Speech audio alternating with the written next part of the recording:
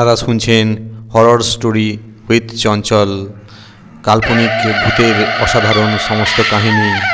ভূত যখন কথা বলে।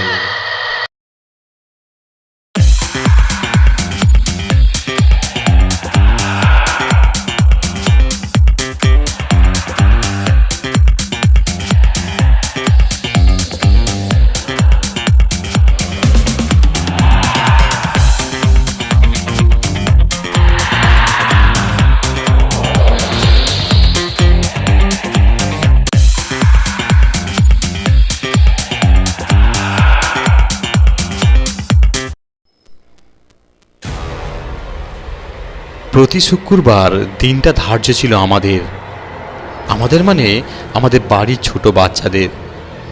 প্রত্যেকের মনে একটা আলাদা অনুভূতি থাকতো। রাত 9টার পর বসতো আমাদের গল্পের আসর। সকলে রাতের পড়াশোনা তাড়াতাড়ি সেরে এসে বসতাম দাদুর ঘরে। দাদু ভীষণ ভালো গল্প বলতেন এবং ভয়ঙ্কর ভূতের গল্প। আমরা উদাস হয়ে শুনতাম আর মনে মনে ভাবতাম, সত্যি এই সমস্ত ঘটনাগুলো ঘটেছিল। রহস্যের রোমাঞ্চে মোড়া সেই সমস্ত ভরপুর ভূতের গল্প। দাদু একটু চেয়ারে বসে আমাদের জন্য অপেক্ষা করতেছিলেন। দাদু বলল, তোরা সকলে চলে এসেছিস? আমি বললাম, হ্যাঁ দাদু, আমরা সকলে চলে এসেছি, তুমি তোমার গল্প বলা শুরু করো। দাদু তার গল্প বলা শুরু করলেন তার ঘটে যাওয়া একটি কাহিনী। দাদু বললেন, আমি আর আমার বন্ধু অখিল একই অফিসে কাজ করতাম। আমাদের অফিসের একটু দূরে আমাদের কোয়ার্টার ছিল।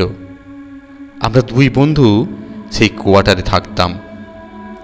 অনেকেই অফিসে চাকরি করতো, কিন্তু সেখানে অনেকেই থাকতো না, কারণ ফাঁকা জমির উপর 10 তলা বিল্ডিং আর 3য় তলা পর্যন্ত সমস্ত কাজ সম্পূর্ণ ছিল। আমরা দুজন ছাড়া আর ওই বিল্ডিংয়ে কেউই থাকতো না। চারপাশে অজস্র কেঁচকি ঝাড় ছিল আর পিছনে ছিল একটি বড় ডোবা। সেদিন ছিল কনকনে ঠান্ডার এক রাত্রি। অখিলের একটু কাজের চাপ থাকায় সেদিন আমাদের বের হতে একটু দেরি হয়ে গেল। আমরা দুজনে রাতের ট্রেন ধরে যখন স্টেশনে নামলাম, তখন রাত প্রায় 10:30। এত কনকনে ঠান্ডা আর লোকজন কম, যেন মনে হচ্ছে রাত্রি 12টা। আমরা হাঁটা দিলাম কথা বলতে বলতে আমাদের কোয়ার্টারের দিকে। ফাঁকা রাস্তার চারিদিকে হাওয়া কাঁপিয়ে দিচ্ছে আমাদের। অখিলকে আমি বলছি, একটা হেঁটে হেঁটে কোয়ার্টারে যেতে আমার ভীষণ ভালো লাগে না।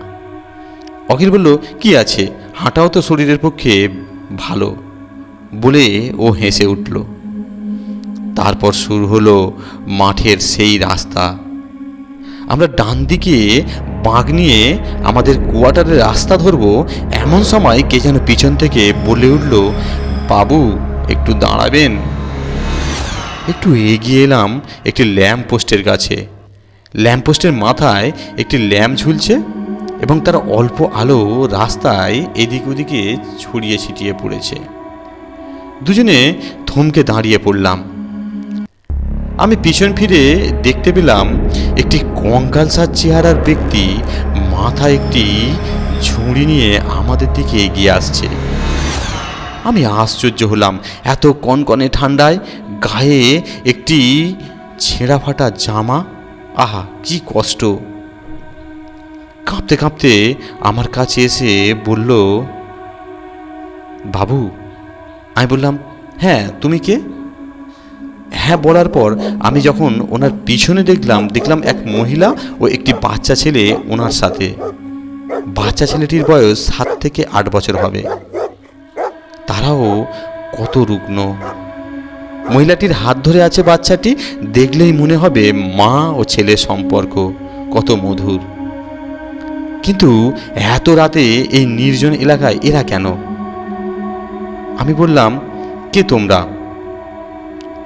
বাবু, আমি ফেলা, পিছনে আমার স্ত্রী আর ছেলে। আমি একজন ফেরিওয়ালা, স্টেশনে স্টেশনে ঘুগনি লুচি বেচে বেড়াই। সঙ্গে আমার স্ত্রী ও ছেলে আমাকে সাহায্য করে। ওনাদের এই অবস্থা দেখে খুব দুঃখ পেলাম এবং হঠাৎই আমার চমক ফিরে এলো। ওই রুগ্ন কঙ্কালসার লোকটি আমাকে বললেন, বাবু, আমাদের একটু এই রাতে, আজকের রাতে থাকতে দেবেন আপনাদের ওখানে? আমি বললাম, কেন, তোমাদের বাড়ি? লোকটি যেন উদ্ভ্রান্তের মতো কি ভাবতে লাগলো এবং স্ত্রী পুত্রের দিকে তাকাতে থাকলো। আর হঠাৎই বলল, সে অনেক ঘটনা। বাচ্চা আর মহিলাটির কথা ভেবে বললাম, ঠিক আছে, এসো আমার সাথে। অখিলও খুব চুপচাপ ছিল। আমি বললাম, কি রে, তুই কি ভাবছিস? ও বিমর্ষ হয়ে বলল, না না, কিছু না, তুই চ। যথারীতি ওনাদের একটি ঘরে থাকতে দিলাম এবং জিজ্ঞাসা করলাম, আপনারা কি কিছু খাবেন? উনি বললেন, খাবার আমাদের কাছে আছে তো বাবু, আপনারা যদি কিছু খাবার খান আমার থেকে নিতে পারেন। আমি বললাম, না না না না না, আমাদের খাবার ফ্রিজে আছে, একটু গরম করে নেব। তারপর আমাদের ঘরে ঢুকে খেয়ে দিয়ে শুয়ে পড়লাম।